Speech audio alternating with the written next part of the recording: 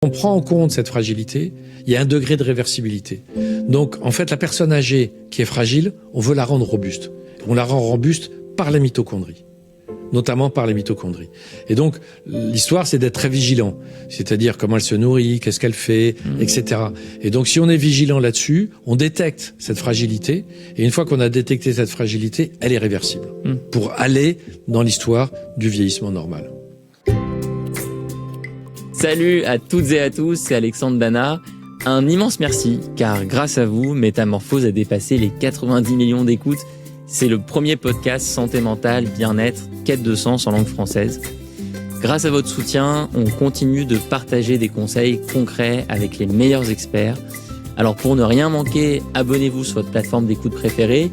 Si vous pensez que le podcast peut être utile à un de vos proches, partagez-le, c'est la meilleure manière de le faire connaître. C'est parti pour un nouvel épisode de Métamorphose. Métamorphose, le podcast qui éveille la conscience. Qui n'a jamais rêvé de moments rien que pour soi ? Un massage relaxant, un rituel spa, un soin du visage ou encore une pose d'ongles parfaite.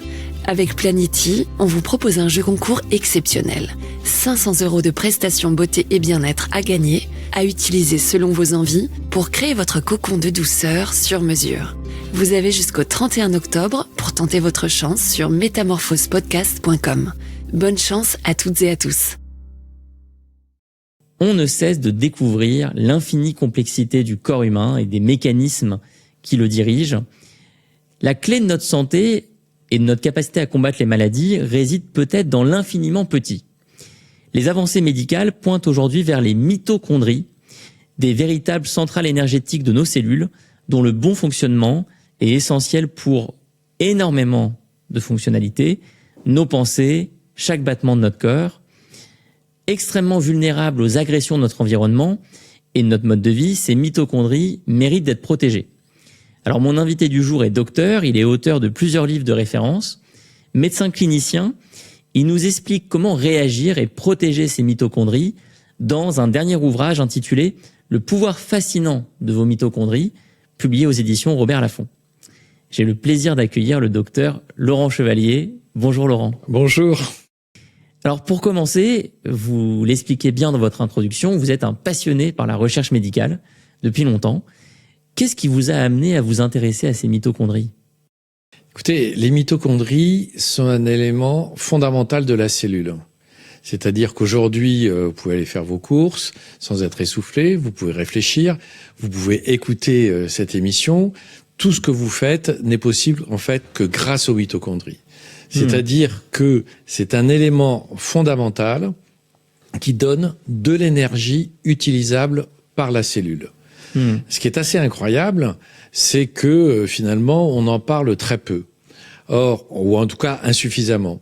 Or, en fait, ces mitochondries sont extrêmement vulnérables. Et une des raisons pour lesquelles j'ai fait ce livre aussi, c'est de voir en permanence des gens qui sont fatigués, qui sont pas très bien. Et finalement, au-delà même des problèmes de sommeil, des problèmes de sédentarité, de différents aspects de ce type-là, comment fonctionnent vos cellules ? Est-ce que vos cellules fonctionnent bien ? Et les cellules ne peuvent fonctionner correctement que grâce aux mitochondries. Il faut voir que quand même 10% du poids du corps, ce sont des mitochondries. C'est quelque chose d'inimaginable. Et ces mitochondries ont un petit peu délaissé. Et dans la vie courante d'aujourd'hui, eh bien, elles peuvent être agressées par différents toxiques, on va y revenir, et donc je crois qu'il faut savoir les protéger. Alors d'une part, il faut savoir les protéger, d'autre part, il faut savoir aussi, entre guillemets, les booster, c'est-à-dire comment faire qu'elles fonctionnent mieux, tout ça pour être plus en forme, tout ça pour avoir une vie beaucoup plus harmonieuse. Donc c'est face à toutes ces personnes, finalement, qui décrivent une fatigue chronique dont ils ont du mal à se sortir, donc au-delà du mode de vie, je dis bien au-delà du mode de vie, avoir une réflexion sur, finalement, comment elles fonctionnent. Et à votre avis, pourquoi est-ce qu'on en parle aussi peu de ces mitochondries ? Qu'est-ce qui fait qu'elles aient été peut-être délaissées par une partie du corps Alors je crois que médical ? Pour moi, c'était un vrai mystère. Et c'est pour ça que j'ai voulu partager les informations que j'avais en les rendant le plus pédagogique possible, parce qu'on a quand même une littérature scientifique assez abondante sur les mitochondries. Et puis, on a des perspectives aussi en termes de thérapeutique sur les mitochondries. Vous savez, vous avez en fait deux grands pôles. Vous avez un pôle où il y a un dysfonctionnement de la mitochondrie et vous n'êtes pas bien. Et puis, vous avez des maladies génétiques où c'est la mitochondrie de façon génétique qui fonctionne mal, comme la maladie de Charcot, par exemple. Et donc, là, l'objectif, c'est... Bien sûr, on va aider, comment on peut aider quand on a une maladie mitochondriale, etc. Mais c'est surtout cet aspect dysfonctionnel. C'est-à-dire, elle fonctionne moins bien, qu'est-ce que vous pouvez faire pour qu'elle fonctionne mieux? Alors, pour bien comprendre ce qu'est une mitochondrie, on peut repartir de votre définition dans le livre. C'est le cœur vital de nos cellules. Alors, il faut bien comprendre comment ça s'est passé. C'est une histoire, vous savez, absolument fabuleuse. C'est juste une petite parenthèse. Si aujourd'hui, vous avez, comme moi, une température constante à 37 degrés, 24 heures sur 24, c'est grâce à vos mitochondries. Donc c'est quelque chose qui est extraordinaire. On n'y pense pas, mais on a 37 degrés de façon permanente. C'est un exploit sur le plan biologique. C'est un véritable exploit. Et là, eh bien, c'est grâce aux mitochondries. Alors ce qu'il faut voir, c'est un peu toute l'histoire de l'humanité dans l'évolution. On a une cellule qu'on appelle pré-eucaryote, qui est à la surface de la Terre à peu près il y a 3 millions d'années. La Terre s'est formée il y a à peu près 4 millions d'années. Et puis tout d'un coup, cette cellule pré-eucaryote qui vivote moyennement bien, elle va absorber une bactérie, une actinobactérie.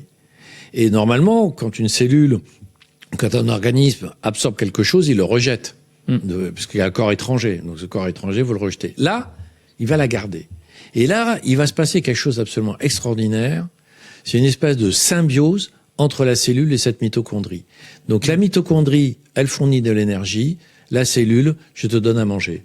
Donc c'est la cellule qui va nourrir la mitochondrie et la mitochondrie va donner de l'énergie à la cellule. C'est quelque chose qui est absolument fabuleux. Et à partir de là, les cellules vont se développer et puis on va voir les organismes supérieurs, etc. Mais ce qu'il faut voir aussi, ce qui est très très intéressant, c'est que dans la cellule, on a du matériel génétique qu'on appelle l'ADN. Et donc vous avez de l'ADN au niveau du noyau de la cellule, qui est un mélange de l'ADN maternel et paternel, et vous avez de l'ADN au niveau de la mitochondrie, mais qui n'est que maternel. Oui. Et donc c'est quelque chose qui est absolument fabuleux. Donc on a une histoire absolument extraordinaire. Et pour bien comprendre... Vous précisez effectivement dans le livre que le patrimoine mitochondrial vient à 100% de la mère. À 100% de la mère, exactement. On ne sert pas à grand-chose, vous et moi. Alors, en fait, si on veut expliquer en deux mots, quand le spermatozoïde arrive, pratiquement toutes les mitochondries sont pour le flagelle qui puisse aller jusqu'à l'ovocyte. Et à ce moment-là, si vous voulez, il y a l'œuf qui est fécondé. Et en fait, cet ADN de la mitochondrie va fonctionner avec l'ADN du noyau. Et s'il y avait 2 ADN mitochondriales, c'est très compliqué à 3. Par contre, à 2, ils vont pouvoir travailler ensemble, etc. Et donc, il y a un système où d'abord, il y a très très peu de mitochondries du spermatozoïde qui arrivent, et sans ça, il est détruit. Et donc, c'est bien l'ADN maternel qui est au niveau de la mitochondrie, qui est le seul, et qui va travailler en symbiose aussi avec l'ADN du noyau. Alors, c'est un tout petit peu technique, mais c'est pour dire que c'est quand même quelque chose qui est assez important. Ce qu'il faut bien voir, au niveau de la cellule, c'est on se nourrit. Donc on dit savoir tant de calories pour les glucides, les lipides, les protéines, etc. Mais ce n'est pas une énergie. L'énergie des aliments, c'est pas une énergie qui est utilisable, les calories. Et donc ça va arriver au niveau de la cellule. Et quand ça va arriver au niveau de la cellule, ça va être transformé par la mitochondrie en énergie utilisable pour la cellule. Et c'est ça qui est absolument fabuleux. Donc ce sont des espèces de petites soucoupes volantes qui vont aller d'un point à l'autre de la cellule et qui vont fournir de l'énergie. Et vous savez que ceux qui font du sport savent très bien ce que c'est qu'une mitochondrie et ce que c'est que cette énergie utilisable grâce à la mitochondrie. Ce qui veut dire, si je vous suis bien, que quelle que soit la qualité de mon assiette, si ma santé mitochondriale est déficiente, l'énergie de mon assiette ne va pas forcément se répercuter en énergie de mes cellules. Exactement. C'est-à-dire que si vous prenez, même en plus, ce qui est assez extraordinaire, c'est-à-dire que si vous prenez trop de glucides, trop de sucre, si vous prenez trop de gras, finalement, qu'est-ce que vous allez faire? C'est pas plus d'énergie au niveau de la cellule, vous l'encrassez. Vous encrassez, entre guillemets, la mitochondrie qui fonctionne pas bien, qui dysfonctionne, et les gens sont fatigués.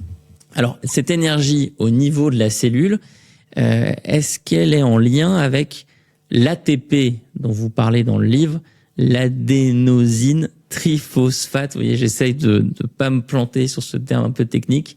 Est-ce que vous pouvez nous en parler de cet ATP? Alors voilà, donc en fait, il se forme, on a ce qu'on appelle une chaîne. Donc on l'appelle de façon différente, chaîne respiratoire, parce qu'on a besoin d'oxygène. Bon, on a une chaîne en 5 éléments et on arrive à effectivement une molécule d'ATP, adénosine triphosphate. Et en fait, c'est quand cette ATP va se transformer en ADP, qui va libérer de l'énergie, donc pour bouger, pour réfléchir, pour digérer, pour toutes les fonctions de la cellule, pour stimuler la formation de neurotransmetteurs, etc. Et donc effectivement, donc on a toute cette chaîne, et c'est cette chaîne qui peut être altérée et qui peut poser beaucoup de soucis, effectivement. Vous avez mentionné que le corps abrite des milliards de mitochondries et que ça représente 10% de notre poids total. Est-ce qu'il y a des parties du corps, en tout cas des cellules, qui sont plus riches en mitochondries que d'autres? Oui, absolument. Donc on a par exemple les cellules musculaires qui ont besoin de mitochondries, le cœur il a besoin de mitochondries, le cerveau il a besoin de mitochondries. Par contre au niveau des os, on a très peu de mitochondries. Donc on a effectivement des parties du corps, et dès que en fait on a besoin d'un peu plus d'énergie, donc le sportif va chercher à augmenter ses capacités énergétiques au niveau du muscle, eh bien, il va multiplier un petit peu les mitochondries. Et si vous voulez, ces mitochondries aussi, au niveau cérébral, quand on va réfléchir, quand on va travailler, quand on va mémoriser, eh bien, on le fait grâce à l'énergie produite par les mitochondries. Et finalement, au niveau du cerveau, le cerveau, il va s'abîmer que si on s'en sert pas. Ne s'use que si on s'en sert pas. On pourrait penser que c'est l'inverse. Ça s'use, plus on s'en sert de quelque chose, plus ça va s'altérer. Ben là, c'est l'inverse. Oui. Et c'est grâce aux mitochondries. Et en fait, vous avez, quand vous regardez par exemple les gens qui avancent en âge, une personne qui est extrêmement agile, etc., à 90 ans, 92 ans, eh bien, c'est grâce à ses mitochondries.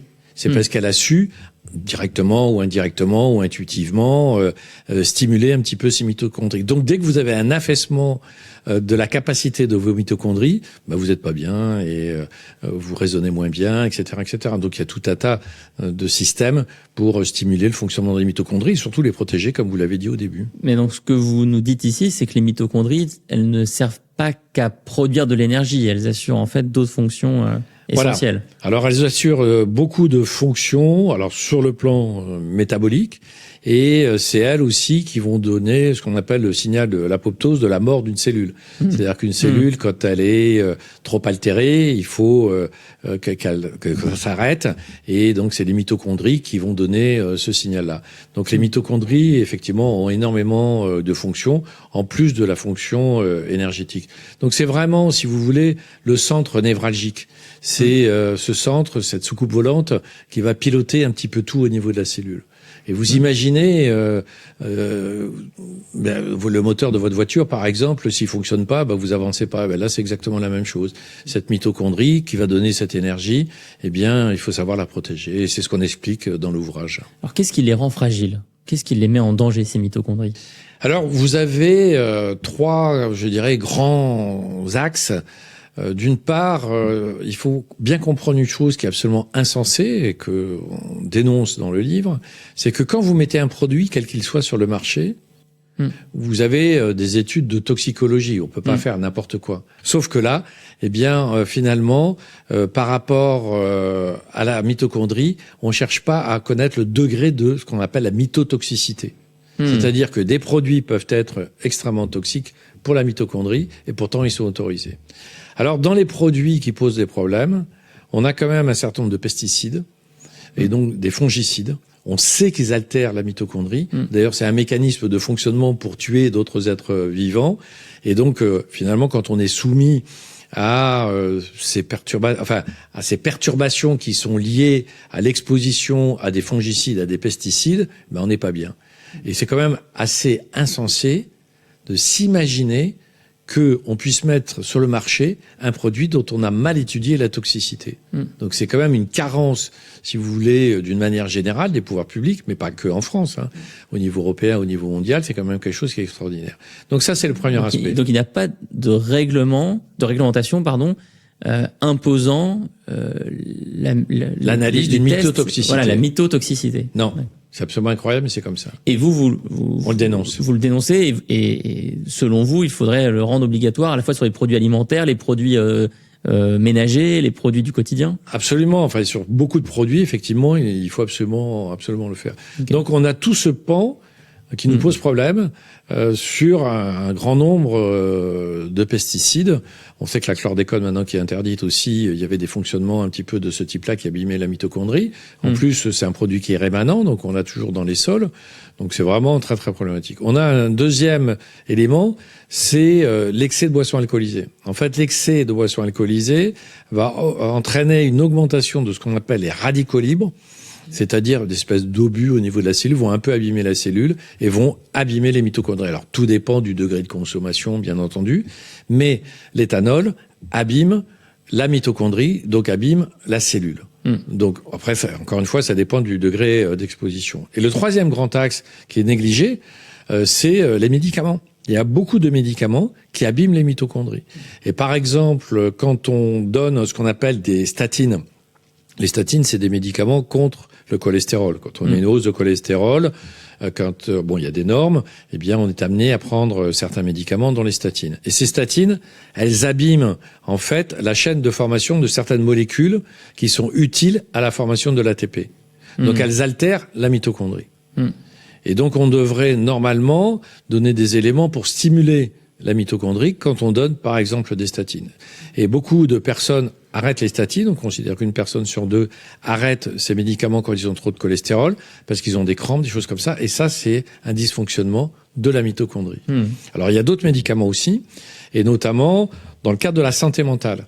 Beaucoup de médicaments qui sont utilisés un peu contre l'anxiété, contre les dépressions, eh bien, peuvent altérer la mitochondrie. Et je cite dans le livre une Canadienne qui veut voir les choses de façon différente. Elle voit des échecs avec les traitements antidépresseurs, voit des échecs avec certains traitements anxiolytiques, etc. Et sa réflexion, c'est de se dire, est-ce qu'on ne devrait pas d'abord s'occuper de la santé mitochondriale, de restaurer la fonction mitochondriale, avant de réfléchir à donner des médicaments? Et donc ça, c'est quelque chose aussi qui est très intéressant de la part de certains psychiatres un petit peu avant-gardistes qui se disent, effectivement, pensons à la mitochondrie. Donc, comment on restaure la mitochondrie, etc. On voit après s'il faut donner des médicaments, si c'est vraiment utile. Oui, on voit bien dans votre livre comment la communauté médicale, et ça a l'air plutôt positif, crée de la collaboration cross-discipline autour des mitochondries. Que ça touche à la fois à la nutrition, à la psychiatrie, à la biologie. Vous avez l'impression qu'il y a une prise de conscience en ce moment qui est en train de... je pense qu'il y a un mouvement. Effectivement, c'était resté un peu confidentiel, même au niveau, je dirais, un petit peu scientifique, bien qu'il y ait beaucoup de recherches, malgré tout, sur les mitochondries. On commence de mieux en mieux à comprendre. Et il y a des perspectives aussi médicamenteuses sur la façon de restaurer cette fonction mitochondriale. Il y a même des recherches en cours sur est-ce qu'on pourrait faire des transplantations mitochondriales. Alors ça reste tout à fait expérimental et tout à fait exceptionnel parce que c'est assez compliqué. C'est-à-dire se faire implanter des mitochondries? Alors, c'est-à-dire que par exemple, vous faites un infarctus massif. Tout d'un coup, votre cœur il fonctionne pas très bien. Donc comment rebooster un petit peu les cellules? Il faut les rebooster par les mitochondries. Donc on injecte des mitochondries. Alors ça reste tout à fait exceptionnel parce que dès qu'on fait de la transplantation, c'est toujours très très compliqué, mais on avait des éléments qui étaient intéressants un petit peu dans ce sens-là. Et j'espère que dans l'avenir aussi, sur la possibilité de mettre des médicaments sur le marché, sera clairement indiqué aussi le degré qu'il peut y avoir de mitotoxicité. Donc actuellement, ça n'est pas. Vous prenez des fois des médicaments au long cours. qui vont poser des problèmes, qui vont fatiguer, et on ne sait pas pourquoi on est fatigué, mais c'est aussi fatigué parce que c'est lié aux médicaments qui vont abîmer les mitochondries. Et puis, par exemple, je vais vous donner un exemple très simple, qui là pose beaucoup moins de problèmes, que j'ai expliqué à une consoeur infectiologue. Quand on a une infection, donc si on a une infection bactérienne, un streptocoque, ou une infection grave, on donne des antibiotiques sur une semaine, 10 jours. On en a trop prescrit, bien entendu, parce qu'on a eu tendance à en donner dans les infections virales, alors que c'est pas utile. Mais dans certaines affections bactériennes, c'est vraiment, ça peut être très très important. Et on le donne sur une courte période. Mais on dit, c'est l'infection qui fait que vous soyez fatigué. Et donc, ce que j'ai expliqué à l'infectiologue a été d'accord avec moi, même si on n'a pas énormément d'éléments scientifiques, d'études scientifiques là-dessus, mais c'est que l'antibiotique agresse aussi la mitochondrie. Et pourquoi elle agresse la mitochondrie? Parce que justement, la mitochondrie, au départ, c'est une bactérie. Et donc, ça abîme la bactérie, l'antibiotique. Alors là, ça dure quelques jours, il n'y a pas de problème, mais c'est une cause aussi de fatigue que l'on a dans les infections. Vous avez mentionné les pesticides. Est-ce que vous auriez un exemple concret de comment un pesticide, peut-être le SDIH, le glyphosate. Ouais, le glyphosate aussi, puis le SDIH. Enfin, c'est des fongicides qui sont bien ciblés comme pouvant altérer la mitochondrie. Donc, je pense que déjà, d'une manière générale, il y a une tendance absolument incroyable qui était de faire un peu du bio-bashing. Alors que en fait, consommer des produits bio, ça permet de limiter l'exposition à un certain nombre de substances toxiques, et puis ça vise aussi en termes d'environnement. Et là, on a beaucoup d'éléments par rapport aussi à ces pesticides, notamment effectivement le glyphosate aussi. Donc tout ça, vous savez que l'histoire du glyphosate, c'est quand même une histoire assez extraordinaire, puisque c'est à cause de la France que l'autorisation a été reconduite pour 10 ans au niveau européen. Si la France ne s'était pas abstenue, on n'aurait pas eu d'autorisation de continuer l'usage du glyphosate. Et le glyphosate, on n'en a pas besoin. La meilleure preuve qu'on n'en ait pas besoin, c'est que les agriculteurs bio ne l'utilisent pas. Donc c'est quand même des choses qui sont très simples. Et c'est là où on s'aperçoit que, si vous voulez, on s'inscrit dans la biologie, dans les réflexions sur le temps long. Or, les politiques, ils sont sur du temps court. Et c'est vraiment très problématique depuis longtemps pour nous, médecins, de voir que n'est pas pris en considération un certain nombre d'éléments. Et puis aujourd'hui, la tendance assez dramatique que l'on voit notamment aux États-Unis, c'est une attitude, je dirais, anti-scientifique. Et cette attitude anti-scientifique, elle va faire des très gros dégâts en termes de santé et en termes de recherche. Et c'est bien la recherche et la science qui est bien orientée, qui permet d'avancer. Je me souviens d'une fois des éléments scientifiques qui sont donnés par les agences publiques de l'INSERM, de l'Institut national de recherche médicale, de l'Institut national d'agronomie. Donc on a des éléments très factuels. Et les chercheurs ont tendance maintenant à un peu plus s'impliquer. Moi, j'essaie de le faire par le biais justement de la mitochondrie, pour dire il faut faire attention à un certain nombre d'éléments sur le temps moyen et le temps long. Et le problème que l'on a avec les politiques, sans faire de la politique, mais sur les décisions politiques, c'est qu'il y a des représentants de certains syndicats agricoles qui étaient au bout d'arguments. Et qu'est-ce qu'ils ont dit? Ils ont dit non, mais tous ces gens-là, c'est des gauchistes.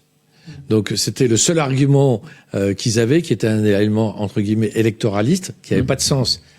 Il faut analyser ce que dit la science. Et ensuite, il faut adapter ce que a proposé la science, et ça le plus rapidement possible. Vous savez, les grands scandales sanitaires, le sang contaminé, etc., c'était parce que tout d'un coup on savait et on n'a pas fait. Quand on sait pas, on est bien d'accord, mais quand on sait, il faut faire. Là, on sait qu'il y a des éléments qui altèrent la mitochondrie, donc il faut faire. Et il faut faire vis-à-vis justement des fongicides et d'autres types de produits. C'est-à-dire, il faut absolument que dans le cahier des charges, sur la réglementation, soit analysé l'impact sur les mitochondries. On parle d'agriculture, on a à faire juste un petit pas de côté pour finir du côté de l'alimentation et de l'assiette. Et dans le livre, vous nous mettez en garde sur les méfaits des produits ultra transformés pour la santé mitochondriale. Est-ce que vous pouvez peut-être rappeler à celles et ceux qui nous écoutent ce que c'est déjà qu'un produit ultra transformé et comment ça impacte nos mitochondries? Alors, les aliments ultra transformés, c'est des aliments. Il y a trois éléments. dans les aliments ultra transformés. Les aliments transformés, il y en a toujours eu. Par exemple, le pain, c'est un aliment transformé. Mais le pain de mie, certains pains de mie industriels, ce sont des aliments ultra transformés parce qu'on a rajouté des émulsifiants, on a rajouté différents éléments. Alors comment on peut caractériser l'alimentation ultra transformée? 3 aspects. Premier aspect, on fait exploser la matrice de l'aliment. Or, en fait, les aliments, ils vont fonctionner, enfin les différents micro-constituants, les vitamines, les éléments minéraux, ils agissent en synergie. Donc quand vous explosez la matrice, ça fonctionne plus. Le meilleur exemple qu'on peut donner d'aliments ultra transformés que beaucoup trop de personnes prennent le matin au petit déjeuner, c'est les pétales de céréales. Les pétales de céréales, c'est arrivé de façon très... il y a peu de temps, relativement, enfin historiquement, il y a peu de temps, dans les années 70 en France, et ça s'est un peu généralisé, on a rajouté du chocolat, on a rajouté différentes choses, etc. Donc ça, vous explosez la matrice, et donc les micronutriments n'agissent plus de la même manière. D'autre part, vous le digérez pas non plus de la même manière. C'est totalement, c'est différent. Ensuite, le deuxième aspect, c'est on rajoute des éléments, des additifs, beaucoup d'additifs chimiques. Donc on rajoute tout ça, et puis à la fin on l'emballe. On l'emballe dans quoi? Dans du plastique. Et là, il y a des interactions entre le contenant et le contenu. Et donc finalement, sur ces aliments ultra transformés où on donne sa définition sur les marqueurs de l'ultra transformation, vous avez, si vous voulez, une espèce de soupe chimique au niveau des intestins, et cette soupe chimique, eh bien, elle va entraîner une hyperperméabilité intestinale. Il y a tout un tas d'éléments néfastes qui vont arriver au niveau du corps, et tout ça, ça pose des problèmes, et ça peut altérer directement ou indirectement les mitochondries. Pour schématiser un petit peu, vous avez, par exemple, aujourd'hui, une explosion des allergies. Pourquoi vous avez une explosion des allergies? À cause de cette hyperperméabilité intestinale. En tout cas, c'est comme ça qu'on l'interprète. Vous avez 35% des gens aujourd'hui qui sont allergiques, alors qu'avant, on était entre 5 et 8%. Donc, vous avez une explosion. Vous avez une explosion de ce qu'on appelle les maladies auto-immunes. Vous faites des anticorps contre vos propres corps. Tout ça parce que, justement, il y a un certain nombre d'éléments qui ne devraient pas passer et qui passent. Et donc tout ça, ça altère le fonctionnement, le bon fonctionnement des mitochondries. Et le résultat, c'est que on a une fatiguée. Et quand on est fatigué, on a malgré tout une moins bonne qualité de vie. Comment est-ce que je peux réagir? Les premiers gestes essentiels pour mettre ma santé mitochondriale à l'abri. Alors, il y a plusieurs aspects qu'on peut développer. Le premier aspect, c'est ce qu'on vient de dire, avoir une alimentation bio pour limiter l'exposition à un certain nombre de substances toxiques, dont certaines vont être très toxiques pour les mitochondries. Donc plus on consomme bio, mieux ça vaut. Alors, pour ceux qui nous écoutent, qui sont pas forcément familiarisés avec le bio, il faut y aller progressivement. On va pas passer d'emblée à une alimentation dite conventionnelle à du bio. On va commencer doucement. On va commencer par des œufs, par des produits laitiers, par des carottes. Parce que souvent, on me dit, ah oui, mais le bio, il est plus cher. Alors, il n'est pas forcément plus cher. Ça dépend de la façon dont on voit les choses. Il y avait une grosse étude de l'INSEE qui montrait que si on modifiait certaines habitudes, prendre un peu plus de protéines végétales, un peu moins de viande, des choses comme ça, finalement, on arrivait à réduire un petit peu son budget. Si on va éviter de prendre de façon régulière des sodas qui sont là aussi des produits ultra transformés, il reste de l'argent un petit peu pour le reste. Donc ça, c'est le premier aspect. Le deuxième aspect, c'est de s'apercevoir que finalement, il y a malgré tout, des éléments qui manquent. Alors, parmi les éléments qui manquent, qui a tendance à manquer, il y a le magnésium. Donc on manque un peu de magnésium et la mitochondrie a besoin de magnésium. C'est très simple, mais en fait, on mange pas suffisamment de magnésium. Le magnésium, dans l'alimentation, on va le trouver dans les légumes secs, on va les trouver dans les oléagineux, les noix par exemple, les noisettes. Donc ça, c'est magnésium et éventuellement on peut se supplémenter. On peut avoir aussi une supplémentation en coenzyme Q10. Donc le coenzyme Q10, nous on en fabrique. Mais des fois, on est un peu déficitaire, et notamment quand on avance en âge. Donc, se supplémenter en vitamine Q10, ça a du sens. Après, il y a la vitamine C et la vitamine E en synergie qui vont agir pour protéger les mitochondries. Et puis, on a un élément fondamental qui protège les mitochondries. Ce sont ce qu'on appelle les polyphénols. Les polyphénols, c'est ce qu'on va avoir dans les végétaux.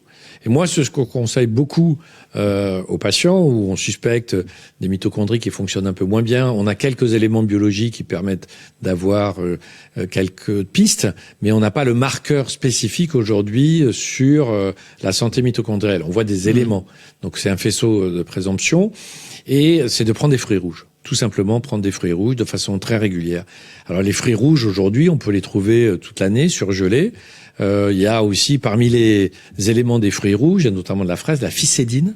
La ficétine, qui est un antiradicalaire, ce qu'on appelle un antiradicalaire, un polyphénol extrêmement efficace, et peut-être que à moyen terme on pourrait se supplémenter aussi avec ces éléments-là. Et donc mettre des fruits rouges qu'on peut prendre surgelés ou frais comme on veut, un peu dans le yaourt par exemple nature le matin ou dans une compote ou en prendre tous les jours, ça a vraiment beaucoup de sens. Donc ça, il y a cet aspect-là qui va permettre de stimuler les mitochondries. On entend beaucoup parler des huiles d'olive riches en polyphénol ces derniers temps. Est-ce que vous avez un avis sur le sujet? Oui, donc alors il faut faire attention, bien choisir ces huiles d'olive, ces premières pressions à froid, etc. On va choisir là aussi des huiles, les autres huiles, c'est des huiles bio pour éviter qu'il y ait de l'hexane dans son assiette. Vous savez, dont on a beaucoup parlé, du pétrole dans son assiette. Donc en fait, les solvants qui sont utilisés, c'est à base d'hexane, mais dans les produits bio, vous n'avez pas ça. Et dans l'olive aussi, vous n'avez pas ça. Disons que les fruits rouges, globalement, c'est ce qui va apporter énormément d'éléments. Ensuite, vous avez des aspects tout simplement physiques aussi pour stimuler un petit peu les mitochondries. C'est d'être un peu au frais. C'est-à-dire que, par exemple, dans les Grands Nord canadiens, ils vont développer ce qu'on appelle le tissu adipeux brun, qui contient beaucoup de mitochondries. Et il y a des expériences qui ont été faites, par exemple, beaucoup d'expériences qui ont été faites chez des nageurs en eau froide. Ils avaient une stimulation de leurs mitochondries. Et nous, on peut le faire de façon assez simple, c'est-à-dire l'hiver pas trop surchauffé, et puis avoir une tendance, c'est de prendre des douches fraîches. Et plus on prend des douches fraîches, mieux c'est pour son organisme et on stimule les mitochondries. Moi, j'avais ma grand-mère qui était pédiatre, ma grand-mère paternelle qui était pédiatre. Elle s'est toujours lavée le matin à l'eau froide et elle est restée en très bonne forme jusqu'à 94 ans. Donc voilà, il y a des systèmes un petit peu comme ça. Le froid a tendance à protéger un petit peu les mitochondries, et c'est des choses assez simples, c'est-à-dire prendre cette habitude, pour ceux qui nous écoutent, de prendre des douches plutôt fraîches. Oui, vous mentionnez dans le livre les douches froides, la marche dans l'eau, la chambre à 18 degrés max, et on avait reçu sur le micro de Métamorphose Carole Dalmas, qui est l'autrice d'un livre sur les bienfaits du froid. Je voulais également vous demander si, au-delà de protéger ces mitochondries, on pouvait les renforcer, aller plus loin que leur état naturel.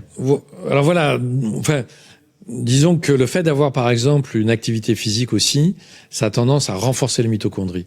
Vous savez bien ce que c'est, les méfaits de la sédentarité. Et donc l'activité physique va permettre de booster aussi ces mitochondries. On a un certain nombre d'études qui vont dans ce sens-là. Alors à la fois pour le sportif, bien sûr, mais aussi pour tout un chacun. Et l'activité physique, c'est une activité physique très simple. Ça veut dire une activité physique aérobie. C'est-à-dire qu'on ne doit pas être essoufflé. Si vous êtes essoufflé, c'est que vous êtes en anaérobie. Et donc là, après, vous avez une augmentation des lactases, en fait, tout un tas de choses. Mais là, en aérobie. Donc, ça fait partie de l'hygiène de vie en général, mais ça permet aussi de booster les mitochondries. Et ça permet aussi d'avoir un afflux d'oxygène un peu plus important au niveau des muscles. Parce que la mitochondrie, donc il y a la chaîne qui va former ce qu'on appelait tout à l'heure l'ATP, l'adénosine triphosphate, mais elle a besoin d'oxygène. Et à partir de là, au niveau de l'ATP, aussi, on a une eau qui se forme dans l'organisme qui est l'eau métabolique.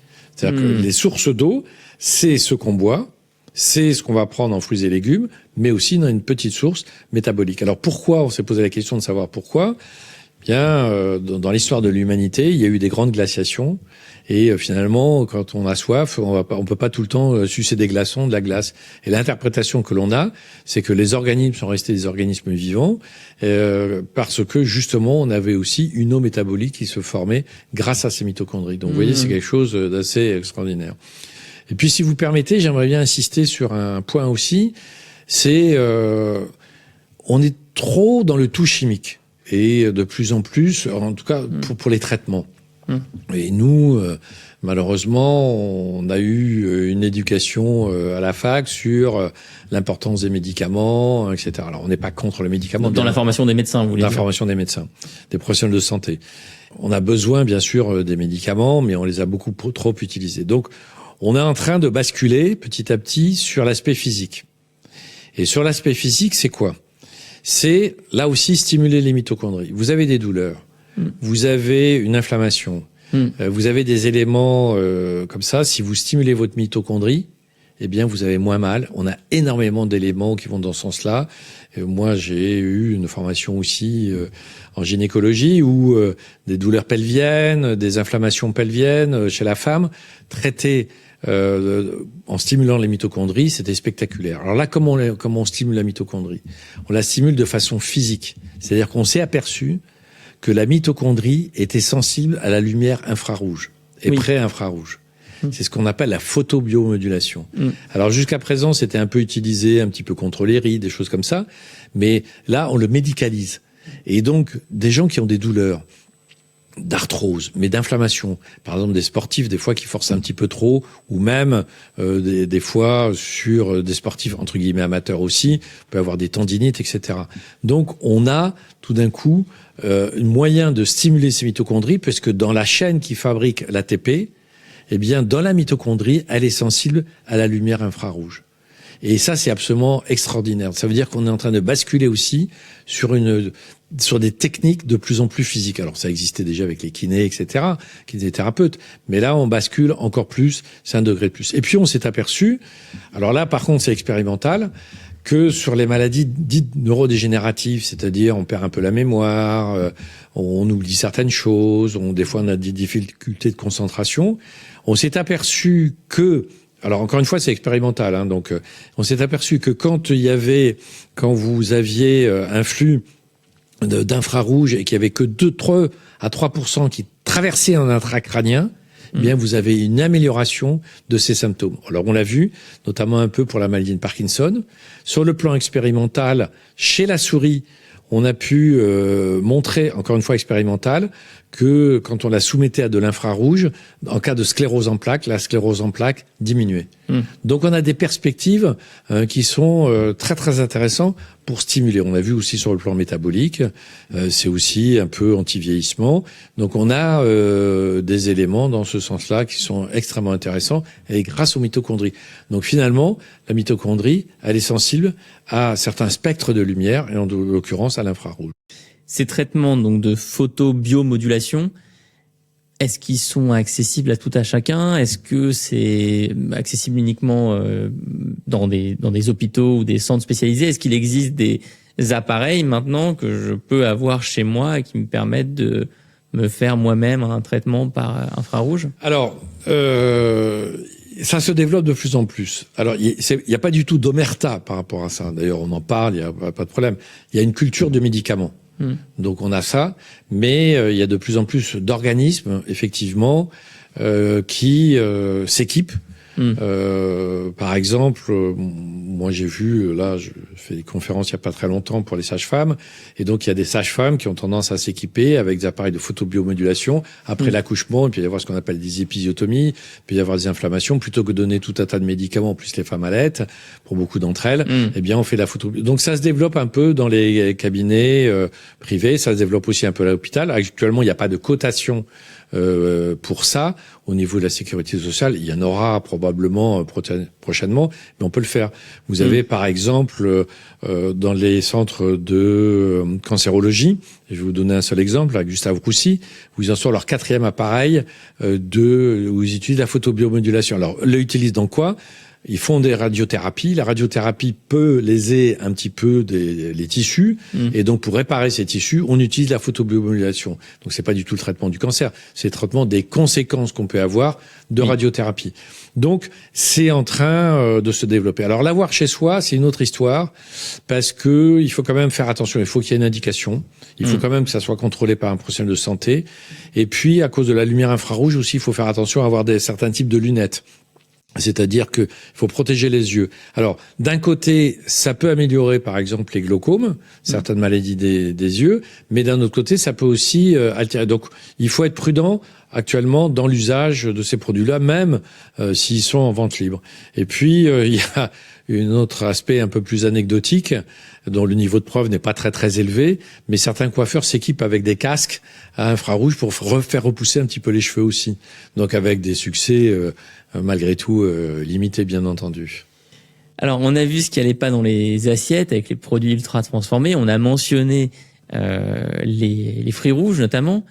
Mais au-delà de ça, à quoi il ressemble le menu idéal pour nos mitochondries? Si je devais penser mon assiette, mon petit déjeuner, mon dîner, alors, pour ma santé mitochondriale. Alors, pour ma santé mitochondriale, je dirais que globalement, on va faire des choses assez simples, parce que si c'est compliqué, on n'y arrive pas. Alors, assez simple, ça veut dire quoi? Ça veut dire que, d'une part, bon, le bio, ça on en a parlé, mais d'autre part, on va mettre des produits qui sont nutritionnellement vraiment utiles. Et les produits nutritionnellement utiles, ça va être quoi? Ça va être, d'une part, des œufs, un petit peu de viande, un petit peu de poisson, mais pas en excès. C'est-à-dire qu'aujourd'hui, si vous voulez, on a consommé trop de viande parce que c'était un marqueur social. Plus on était riche, plus on pouvait consommer de viande, des choses comme ça. Donc là, c'est pas le cas. C'est de prendre des petites portions, mais de façon régulière. Ensuite, il faut beaucoup de végétaux. Donc beaucoup de fruits, beaucoup de légumes, c'est tout à fait essentiel. Et puis, on a un autre élément sont les légumes secs, les légumineuses. Alors, on n'a pas besoin d'en prendre trop, mais ces légumineuses vont apporter justement le magnésium dont on a parlé, de la vitamine B6, vont apporter aussi des fibres. Donc tout ça, je dirais, ça fait l'alimentation de base. Donc vous voyez, ce qu'on restreint le plus, c'est 1, des aliments ultra transformés, c'est 2, tous les produits avec sucre ajouté, et puis 3, le pain, les pâtes, le riz. Ça fait partie des 3 aliments qui sont extrêmement consommés à travers de la planète. Et finalement, si vous en consommez trop, vous avez trop d'amidon. Et une molécule d'amidon, c'est à peu près 1000 molécules de glucose, ce qu'on oublie. Et c'est ça qui ensuite engorge votre mitochondrie. Donc bien sûr, on peut les prendre, on va les prendre complètes, etc. Mais pensez à réduire le pain. Alors en plus, maintenant, avec les éléments que l'on a sur la concentration en cadmium qu'ont les blés, qui favorisent les cancers du pancréas. Donc, réduire le pain, réduire les pâtes, réduire le riz. Donc, l'amidon, on l'a un peu par les légumes secs. Les légumes secs, il y a un facteur limitant, c'est sur le plan digestif. Donc, il faut bien les cuire, etc. Ça peut provoquer des ballonnements. Beaucoup d'étudiants qui sont trop végétariens, je dirais, et finalement qu'on voit en consultation de façon régulière. Donc, manger des végétaux, c'est très bien. Mais si vous mangez beaucoup de végétaux, il faut les manger quand même plutôt bien cuits. Et des fruits, par contre des fruits frais pour la vitamine C, etc. Et les légumineuses, il faut bien les faire tremper. Ou alors acheter des bocaux de lentilles bio, dans des bocaux de verre, des choses comme ça. Donc c'est ça. Et ne pas oublier, malgré tout, les protéines d'origine animale dont on a besoin. Parce que quand vous consommez des protéines d'origine animale, vous prenez aussi de la vitamine B12, vous prenez du fer qui est bien assimilé, sauf celui des œufs, mais celui du poisson, celui de la viande. Et là, on est sur une histoire de portions. C'est-à-dire que, finalement, quand vous prenez de la viande, prendre 80 grammes de viande, ça suffit. Ça suffit. Il faut prendre de façon assez régulière. Mais ça sert à rien de prendre des énormes steaks. En plus, vous avez un système qui va bloquer l'assimilation du fer si vous en prenez trop. Et puis, pour le fer, il y a aussi des produits qui vont limiter l'absorption du fer. Et parmi les produits qui limitent l'absorption du fer, eh bien, on a le café et le thé. Donc, il faut pas en prendre trop. Vous savez, cette histoire, donc là, on sort un peu des mitochondries, mais cette histoire du thé, café, chocolat, sur le plan historique, c'est tout récent qu'on prend ça. Oui. On prend ça depuis 18e siècle, beaucoup au 19e, mais si vous voulez, ça n'a pas beaucoup de sens. Et en plus, sur le plan éthique, ça veut dire qu'on fait venir ça de loin et au détriment des cultures vivrières, des gens qui n'ont pas qui n'ont pas l'autosuffisance alimentaire, et donc il faut faire aussi un petit peu attention à ça. Alors d'autant plus qu'on a des possibilités avec la chicorée, on a des tisanes, on a tout un tas d'éléments qui sont intéressants. Est-ce que vous avez un avis sur le jeûne intermittent ? Alors je pense qu'il faut être assez prudent sur le jeûne intermittent. Dans le livre, j'explique que on dit beaucoup de bien du jeûne intermittent et que c'est un petit peu plus compliqué que ce qu'on imagine. Qu'on ait une alimentation un peu chronomodulée, ça on a des éléments. Grosso modo, la tendance sur les jeûnes intermittents, c'est de sauter le petit déjeuner. Et c'est pas forcément la bonne chose. Ce qui est intéressant dans le jeûne intermittent, encore une fois, on ne sait pas très bien de quoi on parle parce que chacun l'interprète à sa manière, c'est que c'est bien de mettre l'organisme au repos au minimum 12 heures. Donc entre 12 et 14 heures. Mais en fait, on a énormément d'études qui nous montrent que il faut avoir un petit déjeuner, il faut se recharger en protéines le matin parce qu'on a les réparations cellulaires qui ont lieu la nuit et donc la nuit, on n'a pas de stock de protéines, on a un stock de gras, on a un stock un petit peu de sucre par ce qu'on appelle le glycogène, notamment le glycogène qu'on a dans le foie, mais on n'a pas de stock de protéines. Donc finalement, prendre un petit déjeuner avec des protéines le matin, ça a du sens. Ensuite, l'autre aspect qui a du sens, c'est de pas avoir un repas trop tardif. Donc, en fait, c'est sur la modulation des horaires. Et donc, plutôt manger le matin, alors le midi, on fait un peu en fonction du degré d'activité physique, du temps qu'on a, enfin de beaucoup de choses. Et le soir, pas trop tardif. Donc, sur le jeûne intermittent, faire sauter le petit déjeuner, c'est pas forcément une bonne idée. Et manger tard, c'est pas forcément une bonne idée. Donc, il faut décaler. Par contre, le seul intérêt, ce que je voyais dans le jeûne intermittent en termes de communication, c'est de dire mettez votre organisme au repos. Mangez pas la nuit. Donc, si vous le mettez pendant 12 heures minimum, c'est bien. Si vous pouvez pendant 14 heures, c'est encore ce qu'il y a de mieux. Mais 12 heures, c'est très bien. Pour finir, je voulais vous interroger sur le vieillissement. Parce que dans le livre, on comprend que il y a un lien entre les mitochondries et les fameux télomères qui sont complètement associés à notre vieillissement. Et vous nous expliquez que les mitochondries, elles peuvent limiter le vieillissement des cellules, en plus de leur donner de l'énergie. Voilà. Alors, je nuance un petit peu sur les télomères. Donc effectivement, ils ont tendance à se raccourcir. Mais le problème que l'on a sur les télomères, pour donner des aspects très très concrets, c'est que la diminution des télomères varie d'une cellule à l'autre aussi. Donc c'est pas quelque chose d'homogène. Donc, mais ce qui est intéressant, c'est que pour protéger ces télomères, finalement, c'est le même système que pour protéger ces mitochondries. Donc c'est en ce sens-là que c'est intéressant. Donc la mitochondrie qui va décider de l'apoptose, de la mort cellulaire, si elle est abîmée, eh bien, elle remplit moins bien sa fonction. Donc on vieillit plus vite. Donc effectivement, c'est quelque chose qui est tout à fait fondamental pour le vieillissement. Vous savez que aujourd'hui, il y a pas mal de réflexions qui sont menées, et notamment à l'hôpital de Valenciennes, qui sont en avance un petit peu sur la photobiomodulation, qui utilisent beaucoup ça, et ils se disent, est-ce que vis-à-vis des organismes, on n'aurait pas intérêt à faire le corps entier, photobiomodulation sur le corps entier. Donc il y a des réflexions un petit peu là-dessus. Alors, je suis pas sûr que ce soit une très bonne idée, mais surtout qu'on a d'autres systèmes aujourd'hui. On l'a vu par l'alimentation, on l'a vu par différents aspects, et donc il y a des réflexions qui sont menées là-dessus. Le vieillissement, il faut bien comprendre une chose sur le vieillissement, c'est que il y a un vieillissement naturel. Donc ça, pour tout le monde. On peut pas y couper, etc.